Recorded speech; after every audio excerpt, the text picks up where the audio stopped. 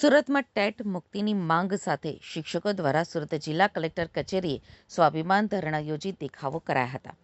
શિક્ષકોએ ધરણા દરમિયાન હાથમાં વિવિધ પ્લેકાર્ડ દેખાડ્યા હતા અને વર્ષો જૂના શિક્ષકોને એકાએક ટેટ પરીક્ષા ફરજિયાત કરાતા રોષ વ્યક્ત કર્યો હતો. શિક્ષકોએ કહ્યું હતું કે આ નિર્ણય તદ્દન ખોટો છે. સરકારે તાત્કાલિક ટેટ પરીક્ષામાંથી શિક્ષકોને મુક્તિ આપવી જોઈએ. શિક્ષકો જોડે આ અન્યાય છે. ટેટ પરીક્ષા પહેલાં ફરજિયાત નહોતી. એકાએક કાયદો લાવવામાં આવ્યો છે. સુપ્રીમનો નિર્ણય શિરોમાન્ય છે, પરંતુ વડાપ્રધાન અને કેન્દ્રીય શિક્ષણ મંત્રી હસ્તક્ષેપ કરે તેવી માંગ કરી હતી.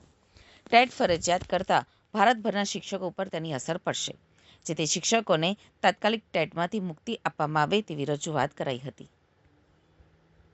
મહામંત્રી અખિલ ભારતીય રાષ્ટ્રીય શૈક્ષિક મહાસંઘ સુરત મહાનગર આદરણીય નામદાર સુપ્રીમ કોર્ટે જે ચુકાદો આપેલો છે 2010 પછીના તમામ શિક્ષકોને ટેટ પરીક્ષા પાસ કરવી ફરજિયાત કરેલી છે, ત્યારે એનો વિરોધ કરવા માટે અમે આજરોજ સુરત મહાનગરના આશરે 1800 થી 2000 જેટલા શિક્ષક મિત્રો કલેક્ટર કચેરી ખાતે ધરણા પ્રદર્શન અને આવેદનપત્ર અર્પણ કાર્યક્રમમાં ઉપસ્થિત છે.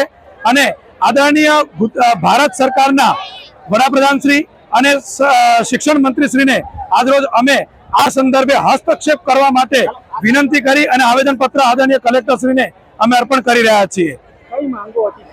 અમારી ખાસ માંગ એક જ છે કે 2010 પહેલાના જે શિક્ષકોને તાકીદે ટેટ પરીક્ષા પાસ કરવાનું જે કહેવામાં આવ્યું છે એમાંથી અમને સદંતર મુક્તિ આપવામાં આવે.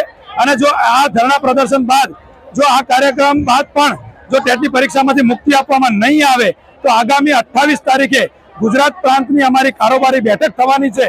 એમાં આગળની રણનીતિ નક્કી કરવામાં આવશે.